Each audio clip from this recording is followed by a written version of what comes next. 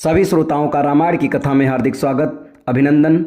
आज के प्रसंग में भगवान श्री राम, सीता और लक्ष्मण के वन की यात्रा का विषय बताया जाएगा। बढ़ते हैं कहानी की तरफ। तमसा नदी को पार करने के पश्चात रथ तीव्र गति से बढ़ने लगा। द्रुत गति से दौड़ता हुआ रथ निर्मल जल से युक्त वेद श्रुति नामक नदी के तट पर जा पहुंचा। वेद श्रुति नदी को पार कर रथ दक्षिण दिशा की ओर बढ़ता गया। वे उस स्थान में पहुंच गए जहां समुद्रगामिनी गोमती नदी प्रवाहित हो रही थी। सरिता के दोनों तटों पर सहस्त्रों गौओं के झुंड हरी हरी घास चर रही थीं।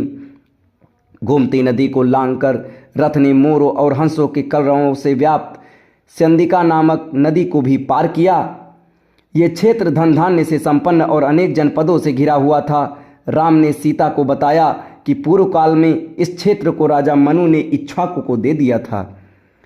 शीघ्रगामी अश्वों ने रथों को विशाल और रमणीय कौशल देश की सीमा तक पहुंचा दिया। सीमा के पार होते ही राम रथ से नीचे उतरे और अयोध्या की ओर मुख कर श्रद्धापूर्ण वचनों में कहने लगे। सूर्यकुल के सत्यवादी नरेशों द्वारा स्नेहपूर्वक परिपालित हे अयोध्या नगरी, विवश होकर आज मुझे तुझसे दीर्घ काल के लिए विलग होना पड़ रहा है। हे जन्मभूमि, मेरी दृष्टि में तुम सदैव स्वर्ग से भी अधिक श्रद्धेय और पूजनीय रही हो। तुम्हारी सेवा मेरा गौरव है, किंतु परिस्थितिवश मुझे आज तुम्हारी सेवा से विमुख होना पड़ रहा है। हे जननी, तुम सदैव मेरे लिए प्रेरणामयी रही हो। तुम्हारी धूलि मुझे चंदन की भांति शांति देती है। तुम्हारा जल मेरे लिए अमृतमयी और जीवनदायी है। तुमसे विदा लेते हुए मेरा हृदय विदीर्ण हुआ जा रहा है। पिताजी की आज्ञा का पालन करके 14 वर्ष पश्चात मैं पुनः तुम्हारा दर्शन तथा तुम्हारी सेवा का सौभाग्य प्राप्त करूंगा।